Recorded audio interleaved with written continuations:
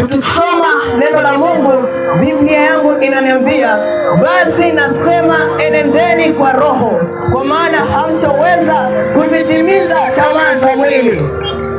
Unaweza ukawa unajiuliza, huyu mtumishi ana maana gani? Au andiko hili lina maana gani? Au kwa namna gani ninaweza kuenenda kwa Roho? Sikiliza nikwambie, mtu wa Mungu, hii miili tunayoiona ina ukomo wake. Hii miili inapita, ni kama majani.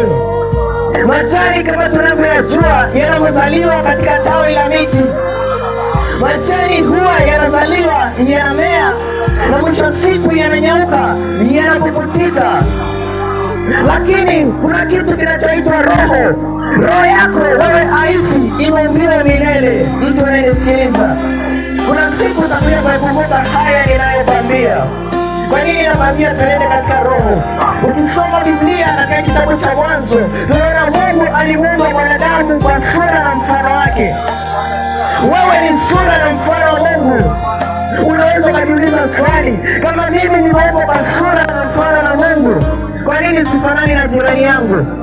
Ukiniangalia sura yangu mimi sifanani na huyo mtumishi. Lakini tambua, Biblia inasema katika kitabu cha Yohana sura ya 4 mstari 24, neno la Mungu linasema, Mungu ni roho, nao wamwabudue yeye imewapasa kumwabudu katika roho na kweli.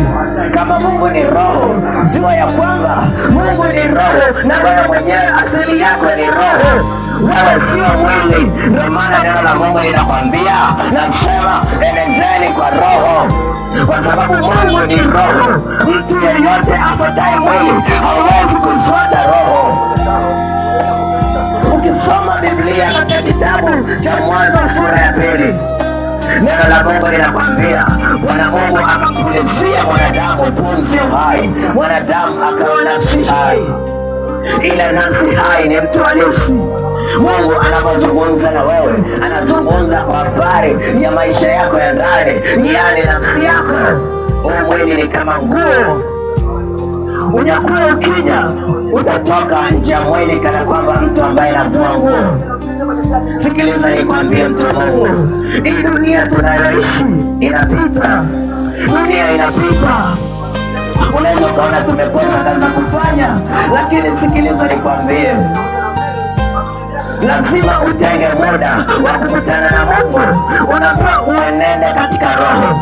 Roho ni ile pumzi ya uhai ambayo ameweka Mungu ndani ya mwanadamu. Mungu alipopuliza pumzi, ile pumzi ya uhai ni roho, lakini ile roho ilipoingia ndani ya mwili, mwanadamu akawa nafsi hai.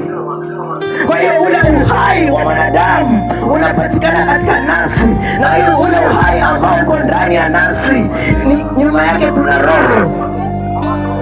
Sikiliza nikwambie, mtu wa Mungu, kuna siri kubwa katika kifo. Huwezi jua kesho yako, mtu wa Mungu. Huwezi jua maisha yako. Mwanadamu maisha yake yana kikomo. Duniani tunapoishi, tunaishi kwa muda tu. Majira haya sio majira ya kuchezea. Unyakuo uko malangoni. Yesu anakuja kulichukua kanisa mwanadamu. Wewe ujue wewe ni nafsi yenye roho inayoishi ndani ya mwili. Mwili wako ni kama nyumba, ni kama vile nyumba. Niliposoma ufunuo huo, ndipo nilipata kuelewa ya kwamba hii miili yetu kama ni kama nyumba. Kuna ambao wamebarikiwa magorofa, kuna ambao wamebarikiwa nyumba ndogo, wengine wana nyumba za matope. Hivyo hivyo katika miili yetu, kuna ambao ni warefu, kuna ambao ni wafupi, kuna ambao ni weupe. Ni watu tofauti ni katika hii miili, lakini roho zetu zinafanana na Mungu. Na neno la Mungu kwa nini linakwambia, nasema enendeni kwa Roho? Kwa sababu gani? Roho imeumbiwa kuyatenda yaliyo mapenzi ya Mungu, na Roho ndiyo inayoiongoza mwili ufanye nini. Jambo lolote ambalo unalifanya katika Roho, huwa matokeo yake yanadhihirika kwa jinsi ya mwili.